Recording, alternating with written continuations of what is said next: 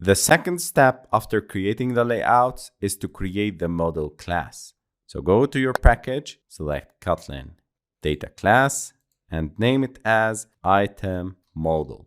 In Kotlin, a data class is a special type of class that is designed to hold data. Data classes are commonly used for modeling immutable data, where the instances are intended to be used to store and transport data rather than to encapsulate behavior. Here, I need to pass 3 variables because if we go back to the item layout, we have an image view and 2 text views. So 1 int and 2 strings. For that, I'll use val name, it's of type string, val description, it's of type string, and val image, it's of type int.